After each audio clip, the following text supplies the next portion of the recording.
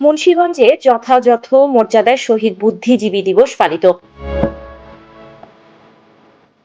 মহান শহীদ বুদ্ধিজীবী দিবস উপলক্ষে মুন্সিগঞ্জ শহরের সরকারি হরগঙ্গা কলেজ সংলগ্ন বধ্যভূমিতে পুষ্পস্তবক অর্পণের মধ্য দিয়ে শ্রদ্ধা জানান জেলা প্রশাসন, জেলা পুলিশ, মুক্তিযোদ্ধা, পৌরসভা সহ সরকারি বিভিন্ন প্রতিষ্ঠান।